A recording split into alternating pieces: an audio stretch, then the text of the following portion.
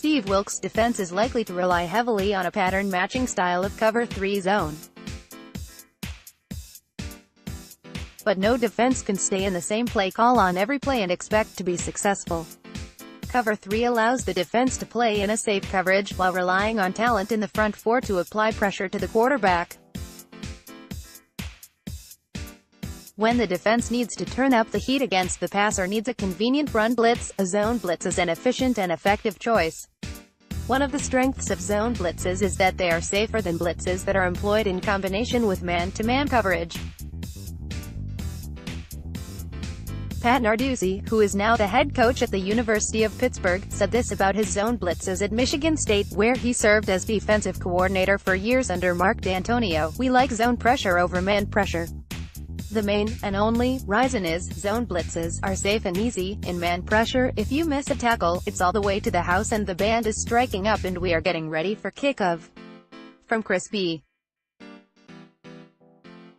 Brown fire zone. New Browns defensive coordinator Steve Wilks uses primarily a 3 deep, 3 underneath coverage behind his zone blitzes. Dropping 3 deep, 3 under, and rushing 5 players is known as a fire zone blitz. While the zone coverage behind these blitzes might make them safer, it also makes them easier to integrate into Wilks' defense because the coverage shares a lot of similarities with his base coverage, cover 3. Coverage. The components of cover 3 are 3x deep 1/3 field players, 2 outside, 1 middle of field, 2x Bronco or SCF players, 1 to either side of the field, typically the player immediately inside cornerback, 2x 3 receiver, hook, or 3 RH players, 1 to either side of the field, the furthest inside of the players in the coverage. The safety of the zone blitz might be due to the nature of zone coverage, as opposed to man-to-man. But the efficiency created by the zone blitz is that the coverage is almost exactly the same as cover 3. Once you have taught defenders how to play the Bronco position or the 3 RH position, you've taught them to play both cover 3 and fire zone coverage. The only difference in fire zone coverage will be that instead of having 2 3 RH players, the defense will blitz 1 additional player. Rush. Once the defenders understand how to play each part of a cover 3 zone, the possibilities for a defensive coordinator become virtually limitless.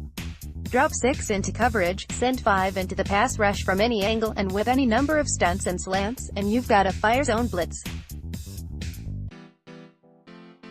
How fire zone blitzes fit the Browns, particularly now that the Browns employ athletic edge rushers on both sides of the defensive line. Wilks can deploy at least one elite edge rusher while dropping the other into coverage to surprise the quarterback and pass protection scheme.